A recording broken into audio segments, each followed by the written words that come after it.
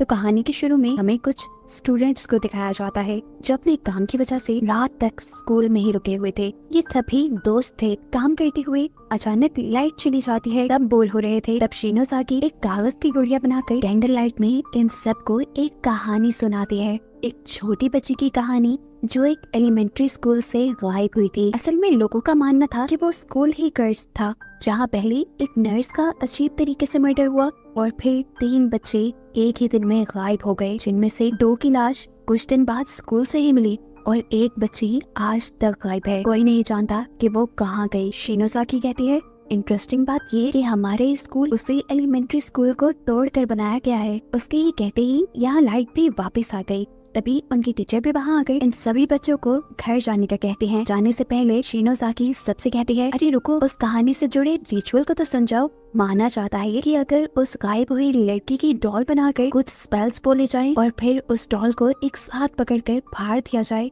और उसके टुकड़े संभाल कर रखे जाए तो रिचुअल करने वाले दोस्त कभी एक दूसरे से अलग नहीं होंगे। अगर हम भी ये रिचुअल करें तो हम भी हमेशा साथ रहेंगे जैसे अब हैं। ये सुनकर सभी उसके बताए रिचुअल को करने के लिए मान जाते हैं और एक साथ उस कागज की डॉल को पकड़कर कुछ स्पेल्स बोलकर उस डॉल को एक साथ फाड़ देते हैं। अब सब लोग खुश थे पर एक्साइटेड थे कि वो हमेशा साथ रहेंगे। लेकिन तभी अचानक उनके स्कूल में जलजला आ जाता है। जमीन अजीब भयानक तरीके से हिलकर टूटने लगी। इन्हें यहाँ से भागने का वक्त भी नहीं मिला और एकदम से सारे के सारे उस जमीन के अंदर धंस गए। जहाँ ये लोग गिरे थे ये अंधेरी जगह थी। कहीं दूर से इन्हें रोशनी आती नजर आई, जहाँ इन्हें इनकी टीचर ले जाती है और यहाँ आकर इन्हें मालूम होता है कि शिनोसाकी की रिचुअल की वजह से ये सब लोग किसी तरह उसी एलिमेंट्री स्कूल के अंदर आ गए थे जिसकी कहानी उसने सुनाई थी। बाहर जाने का भी कोई रास्ता नहीं था। चीजों का पता चलाने के लिए ये लोग इधर उधर देखते हैं तो इन्हें एक किताब मिलती है जिसमें उसी रिचुअल के बारे में लिखा हुआ था कि जो भी उस रिचुअल को करता है वो एक दूसरे यूनिवर्स में पहुंच जाता है, जो यूनिवर्स बिल्कुल एलिमेंट्री स्कूल जैसा है और कर्स्ड है। इस यूनिवर्स में उस बच्ची के गुमने की वो कहानी छुपी है जिसके बारे में कोई नहीं जानता। यही पढ़ते हुए अचानक इन्हें बाहर से अजीब आवाज आई। फौरन एक बच्ची बाहर चेक करने गई तो किसी ने उसके सर पे हथौड़ा मार दिया, कुछ इस तरह से कि उसका सर और मुंह दोनों फट गए और वो वहीं मर गई। उसकी इतनी भयानक मौत देखकर सभी बच्चे डर कर वहाँ से भाग जाते हैं और एक दूसरे से अलग हो जाते हैं। यहाँ नाओमी किसी चीज से टकरा कर गिर गई थी, इस वजह से उसके पाँव में मोच भी आ गई और जब वो उठी और उसने नीचे देखा कि वो किस चीज से टकराई थी तो उसके होश ही उड़ गए ये देखकर कि नीचे एक गली सड़ी लाश पड़ी थी जिसके ऊपर कीड़े चल रहे थे और इसे देखकर वो बेहोश हो गई। इस लाश को देखकर इन्हें ये भी मालूम हुआ कि वो ही नहीं, यहाँ पर पहले भी लोग उस रिचुअल को करने के बाद आकर फंस चुके हैं और जो यहाँ आता है वो मारा जाता है। इधर नाओमी के जो दोस्त उसके साथ थी वो उसे उठाकर मेडिकल रूम में लेकर आती है, उसकी पट्टी करती है। नाओमी हमेशा अपने पास एक डायरी रखा करती थी। उसकी दोस्त देखती है कि उसकी डायरी कहीं गिर गई जिसे वो ढूंढने के लिए वहाँ से चली जाती है और इतने में यहाँ नाओमी को होश आ जाता है। लगा कि उसकी दोस्त उसे धोखा दे गई, उसे यहाँ पे छोड़ गई। मुश्किल से वो बेड से नीचे उतरती है तो उसे यहाँ एक अजीब सा पेंडेंट मिला जिसे उसने उठा लिया और उठाते ही उसके ऊपर अचानक 2 सोल्स ने यानी 2 आत्माओं ने हमला कर दिया। वो देखती है कि ये दोनों सोल्स छोटे बच्चों की थी। इनसे बचने के लिए वो बेचारी लंगड़ाते हुए यहाँ से भाग जाती है, लेकिन ज्यादा दूर तक वो भाग भी नहीं पाई, रास्ते में ही गिर गई और यहाँ पर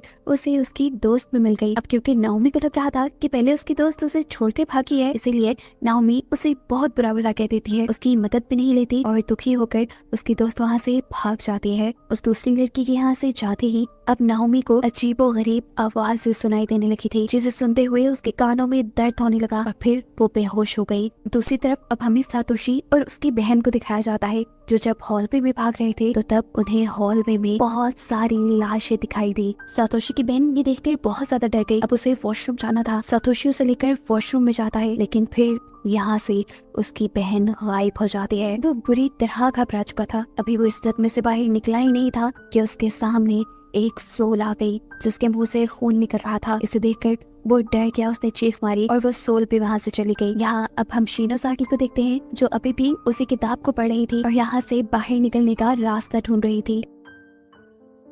इस किताब के मुताबिक उसे पता चलता है कि जो नर्स और 3 बच्चे मारे गए थे उनको स्कूल के कोऑर्डिनेटर की सोल ने मारा था। एक बच्ची का तो अभी तक कुछ पता ही नहीं चला और दो की जब डेड बॉडीज मिली थी तो उनकी जुबान कटी हुई थी। उसने आखिर उस तीसरी बच्ची के साथ क्या किया था, ये बात अभी तक किसी को नहीं मालूम। फिर फाइनली इन्हें इसी किताब के जरिए ये बात भी पता चल जाती है कि एक ऐसा रिचुअल भी यहाँ मौजूद है जिसे करने से ये लोग दोबारा अपनी दुनिया में जा सकते हैं, लेकिन उस रिचुअल का पेज यहाँ से फटा हुआ था और ऐसे ये काम करना भी उनके लिए मुश्किल हो गया था। ये लोग अब उस फटे पेज को ढूंढने का फैसला करते हैं। शिनोज़ाकी जब इस रूम से बाहर निकलती है तो उसे हॉलवे के अंदर नाओमी की डायरी मिली। उसने जब डायरी को उठाकर देखा तो उसमें नाओमी और सातोशी की एक पिक्चर थी। वो दोनों बहुत अच्छे दोस्त थे, लेकिन शिनोज़ाकी भी सातोशी को पसंद करती थी, इसलिए ये पिक्चर देखकर उसे बहुत गुस्सा आया और उसने ये डायरी छुपाने का फैसला किया। इसी डायरी के अंदर नाओमी ने अपना वो डॉल वाला पेज भी रखा था। खैर ये डायरी पॉकेट में रखने के बाद शिनोज़ाकी अपने साथी के साथ एक रूम के अंदर जाती है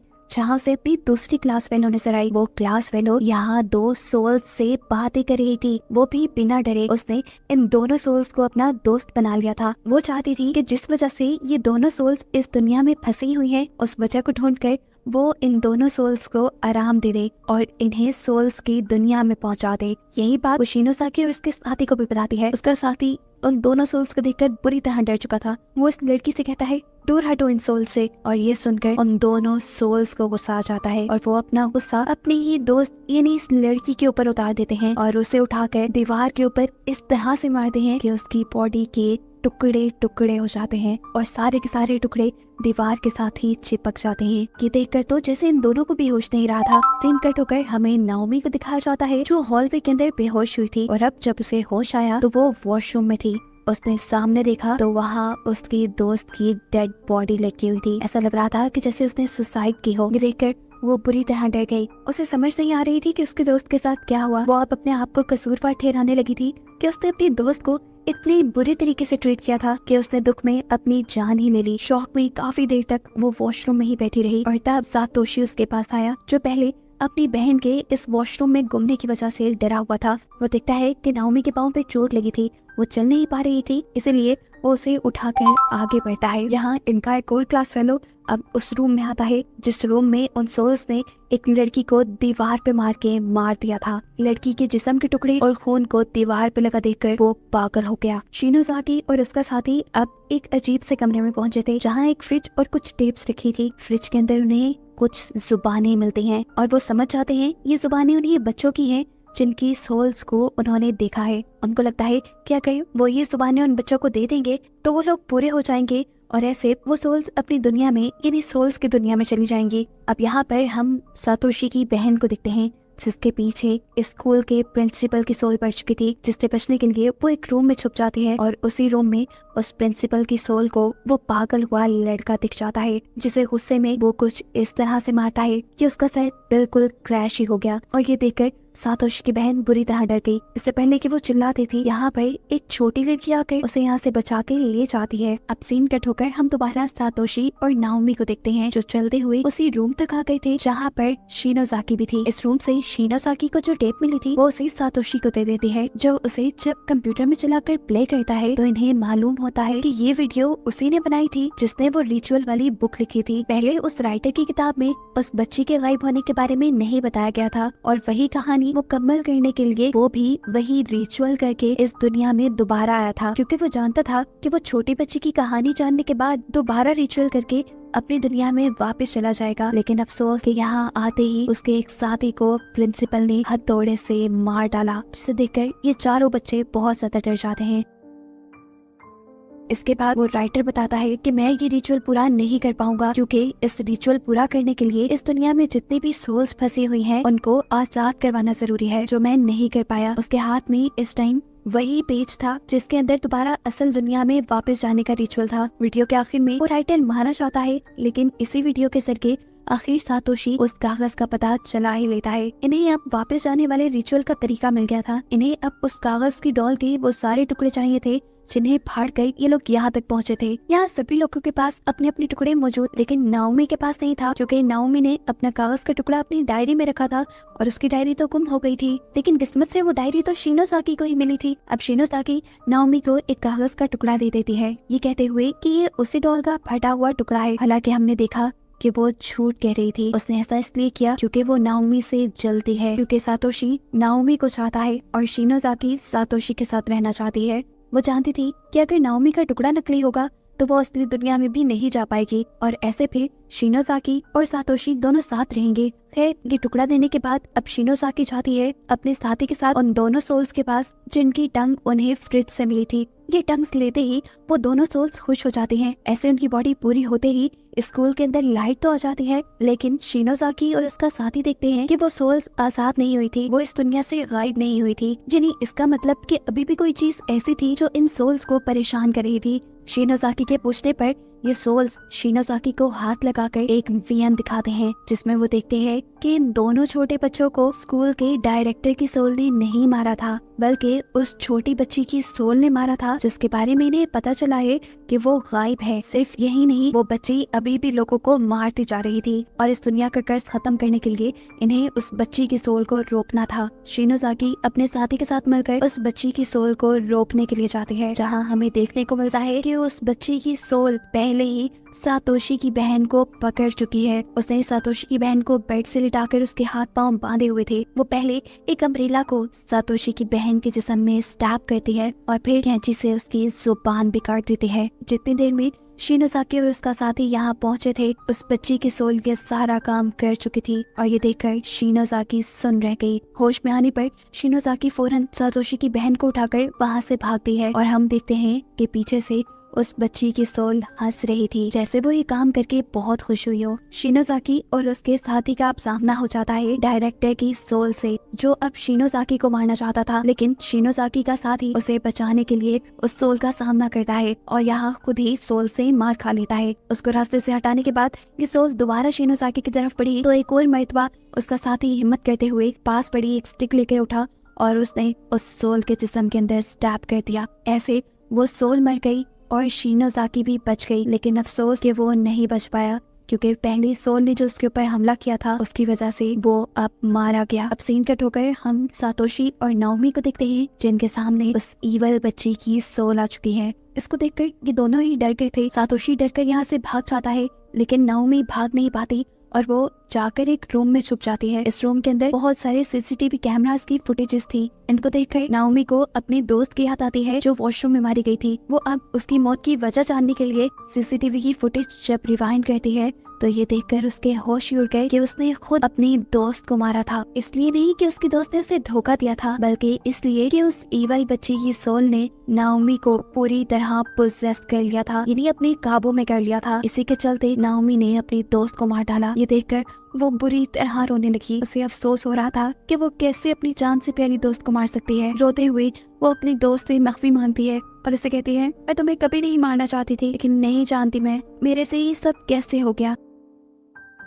वो ये सब बातें कर ही रही थी कि अचानक उसकी दोस्त की सोल भी उसके पीछे आ गई, जो उससे कहती है, मैं जानती हूँ तुमने ये जानबूझकर नहीं किया, इसीलिए मैंने तुम्हें माफ किया। तभी नाओमी की नजर अब कंप्यूटर स्क्रीन के ऊपर पड़ती है, जहाँ उसने देखा कि वो ईवल सोल अब सातोशी के ऊपर हमला करने वाली थी। वो फौरन उसे बचाने के लिए बाहर गई। सीन कट होकर हमें शिनोज़ाकी को दिखाया जाता है, जो सातोशी की बहन की बॉडी लिए एक जगह सुन बैठी थी कि तभी कोई सोल उसके लिए एक मैसेज लिख कर जाती है, जिसमें लिखा था, तुम बेसमेंट में जाओ। इधर नाओमी जो सातोशी को बचाने के लिए आई थी, एकदम से नाओमी को देखते ही वो सोल यहाँ पर सब कुछ छोड़ छाड़ कर भाग गई। और तब नाओमी को पता चला कि उसने जो लॉकेट जमीन से उठाया था, शायद उसी को देखकर ये सोल भागी थी। ये लोग जैसे ही अब उस लॉकेट को खोलते हैं तो इन्हें एक वीएन देखने को मिलता है, पास्ट का वीएन, जिसमें इस दुनिया की सारी मिस्ट्री थी। असल में उस ईवल बच्चे की मॉम उस स्कूल की नर्स थी, जिसे स्कूल के डायरेक्टर ने सीढ़ियों से धक्का देकर मार दिया था और ये चीज उस बच्ची ने देख ली थी। अपनी मॉम का मर्डर होते उस बच्ची ने देखा था। ये बात डायरेक्टर को भी पता चल गई और फिर डायरेक्टर ने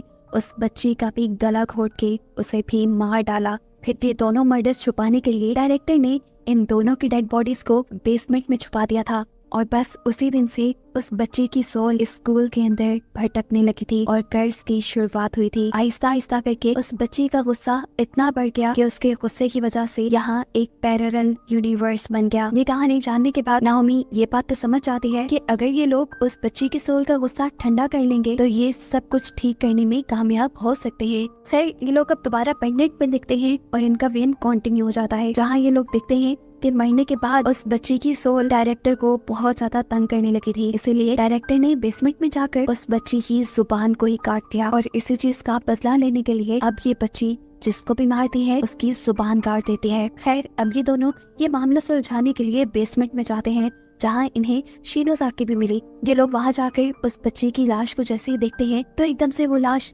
जिंदा होकर बैठ गई और सातोशी पूरी तरह डर गया। उसे पैनिक होते हुए आस पड़ा पत्थर उठाया और जोर जोर से उस बच्ची के सर को मारने लगा, यहाँ तक कि उसका सर क्रश हो गया। नाओमी और शिनोज़ाकी देखकर पूरी तरह डर गई। नाओमी ने उससे कहा, बस भी करो सातोशी, क्योंकि जो वो देख पा रही थी वो सातोशी नहीं देख पा रहा था। उस लड़की ने, उस इवल सोल ने सातोशी को पोजेस कर लिया था और इस पोजेशन में उसने सोल के बजाय अपनी ही बहन को मार डाला था और ये चीज रियलाइज होने पर वो खुद भी कांप जाता है। इसी सब के दौरान पीछे से उस बच्ची की सोल नाओमी को कैंची से स्टैब करने लगती है और कहती है, मैं तुम सबको मार दूंगी ताकि सोल्स की दुनिया में मेरी मॉम अकेली ना रहे। ये सुनकर नाओमी फौरन अकल दिखाती है और इस सोल से बात करने की कोशिश करती है। वो कहती है, देखो तुम्हारी मॉम कभी भी किसी को मारना नहीं चाहेंगी, तुम उनका बदला अगर हमसे ले रही हो तो ये ठीक नहीं है। लेकिन ये सोल उनकी एक बात नहीं सुनती। वो दोबारा नाओमी के ऊपर हमला करने ही वाली थी कि नाओमी इस टाइम उसके सामने वही पेंडेंट ले आई जिसकी वजह से वो पहले गायब हुई थी।